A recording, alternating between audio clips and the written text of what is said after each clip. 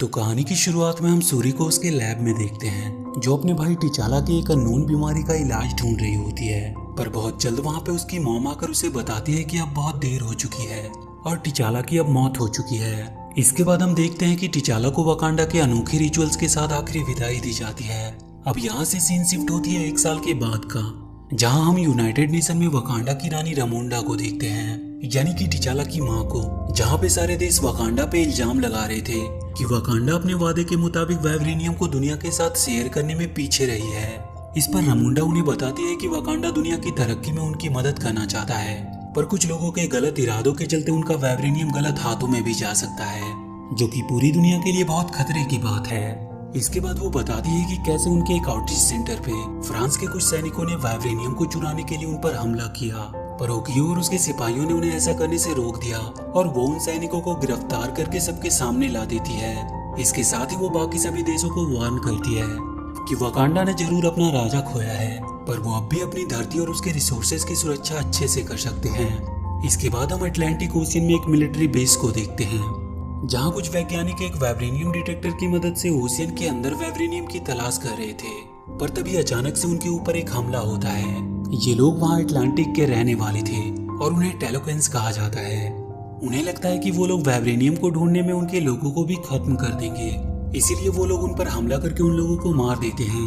वहीं हम ये भी देखते हैं कि उनके ऊपर गोलियों का भी कोई असर नहीं होता और वो बहुत जल्द हील भी हो जा रहे थे। इधर सूरी ने अपने आप को रिसर्च में काफी बिजी कर लिया था ताकि वो अपने भाई की यादों को भुला सके। तभी वहाँ पे उसकी मॉम आती है, जो उसे थोड़ा ब्रेक लेकर उसके साथ चलने को कहती है, और वो उसे लेकर एक जगह पे आती है और उसे समझाती है कि उसका भाई अब इस दुनिया से जा चुका है और उन्हें अब सब कुछ भुलाकर आगे बढ़ना होगा, क्योंकि वकांडा को इस वक्त उनकी बहुत जरूरत है। और वहाँ पे रवांडा एक रिचुअल के मुताबिक अपना वो कपड़ा जला देती है जिसे पहनकर उसने टिचाला को आखिरी विदाई दी थी। वो सूरी से भी वैसा ही करने को कहती है, पर सूरी ऐसा करने से साफ साफ मना कर देती है, क्योंकि वो अब भी हमेशा अपने भाई को अपने पास महसूस करती है। अभी वो लोग बात कर ही रहे होते हैं कि तभी पानी से निकलकर टेलोकेंस का किंग नेमोर उनके सामने आता है। वो रामोंडा से कहता है कि उन्हीं लोगों के चलते वाइब्रेनियम दुनिया के सामने आ गया और अब उसके चलते वो लोग उनके घर अटलांटिक में भी आ चुके हैं, जिनसे उनके लोगों को बहुत मुश्किलों का सामना करना पड़ सकता है। रामोंडा उससे कहती है कि पूरी दुनिया में वाइब्रेनियम सिर्फ उनके पास है, पर सूरी देखती है कि नमूर भी पूरी तरह से वाइब्रेनियम से कवर है। तब वो उन्हें बताता है कि वाइब्रेनियम का मेटियोर सिर्फ वकांडा में ही नहीं गिरा था, वो अटलांटिक ओशियन में भी गिरा था, जो कि अभी उनका घर है। नेमोर उनसे कहता है कि वो लोग उस साइंटिस्ट को पकड़कर उनके पास ले आए जिसने उस वाइब्रेनियम डिटेक्टर को बनाया है, ताकि वो उसे जान से मार सके। इसके बाद ओकोई रामोंडा से कहती है कि वो सूरी को लेकर उस साइंटिस्ट को ढूंढने जाएगी, पर रामोंडा उससे कहती है कि सूरी अभी बच्ची है और वो ऐसा कर नहीं पाएगी। पर ओकोई उसे भरोसा दिलाती है कि सूरी उसके साथ बिल्कुल सेफ रहेगी।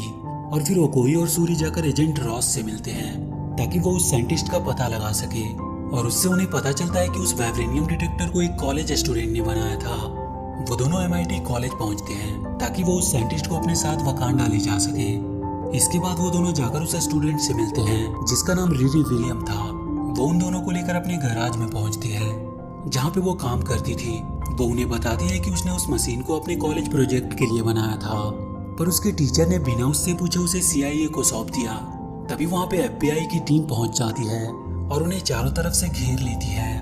वो तीनों अलग अलग होकर भागने लगते हैं ताकि FBI को वो चकमा दे सके। वोकाई और सूरी तो कार और बाइक से भाग रहे थे, पर रीरी अपने द्वारा बनाए गए आयरन हार्ट मार्क 1 सूट से भाग रही थी। वो उन्हें चकमा देने में कामयाब रहते हैं, पर तभी अचानक से एक बार फिर से उनके ऊपर टेलोकेंस का हमला होता है, जिसमें रीरी और सूरी बेहोश हो जाते हैं और वहाँ पे सिर्फ वोकाई ही बचती है, पर उसे भी वो लोग घेर लेते हैं। वो उनसे लड़कर सूरी को बचाने की कोशिश करती है, पर इसका भी कोई फायदा नहीं होता, क्योंकि वो लोग घायल होने के बाद भी वापस से ठीक हो जा रहे थे।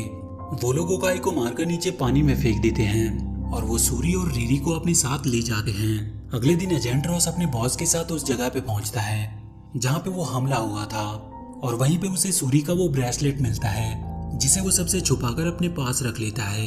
इधर वोकाई वापस वकांडा जाकर उन्हें सब कुछ बताती है कि वो टेलोकेंस कितने ताकतवर हैं, पर रानी रामोंडा उसे उसके जनरल पोस्ट से हटा देती है क्योंकि वो सूरी को बचाने में असफल रही थी। इसके बाद रामोंडा सूरी के लैब में पहुंचकर उसके AI के थ्रू उसके ब्रेसलेट को ट्रैक करती है, जो कि एजेंट रॉस के पास थी।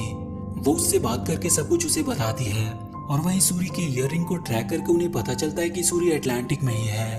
रामुंडा अब जाकर नाकिया से मिलती है, जो कई सालों से सबसे छुप कर रह रही होती है। वो उसे बताती है कि सूरी को किडनैप कर लिया गया है और उसे छुड़ाने में उन्हें उसकी मदद चाहिए। इसके बाद हम रिरी और सूरी को अटलांटिक में देखते हैं। निमोर सूरी को अपने पास बुलाता है और उसे अपने बारे में बताता है कि पहले उसकी माँ भी एक इंसान हुआ करती थी और उनके कबीले के लोग एक जगह पर शांति से रहा करते थे, पर बाहर से आए कुछ लोगों ने उनकी जमीन पर कब्जा करना चाहा, जिसकी वजह से जंग हुई और वहाँ पर बीमारियां भी फैलने लगी, जिससे उनके लोग मरने लगे। पर उन्होंने अपने मानने वाले देवताओं से मदद मांगी और फिर उन्होंने उन्हें रास्ता दिखाया। उन्हें एक ऐसा चमत्कारी पौधा मिला जिसे कंज्यूम करने पे उन्हें अद्भुत शक्तियां मिली, पर उसके बाद उन्हें खुले आसमान में सांस लेने में दिक्कत होने लगी। इसीलिए वो सब पानी की तरफ भागे और तभी से वो लोग टेलोकेंस बन गए। और वहीं पानी में ही निमोर का जन्म हुआ, पर उसमें एक काबिलियत थी कि वो पानी के बाहर भी आराम से सांस ले सकता था। उसकी माँ की एक आखिरी इच्छा थी कि वो मरने के बाद वहीं पर दफन होना चाहती थी जहाँ वो पहले रहा करती थी।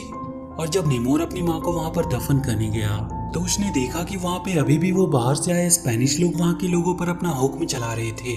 तो उसने गुस्से में आकर उन सबको मार डाला और फिर अपनी माँ को वहीं पर दफन कर दिया। वो सूरी को पानी के अंदर ले जाकर अपने लोगों को दिखाता है। वहाँ नीचे का नजारा बहुत ही सुंदर था, जो सूरी को काफी अच्छा लगता है। निमोर सूरी से कहता है कि उसे अपने लोगों की हिफाजत करने के लिए उस साइंटिस्ट को मारना ही होगा, नहीं तो बाहर के लोग सब कुछ तबाह कर देंगे। इधर नाकिया भी सूरी को तलाश करते हुए उनके बहुत करीब पहुंच चुकी थी और वो सूरी के इयररिंग्स को ट्रैक करते हुए उसके पास पहुंच जाती है और उन दोनों को वहां से वो छुड़ाकर भाग जाती है। बाहर वकांडा का सिप उनका इंतजार कर रहा था, जो उन्हें लेकर वकांडा पहुंच जाता है।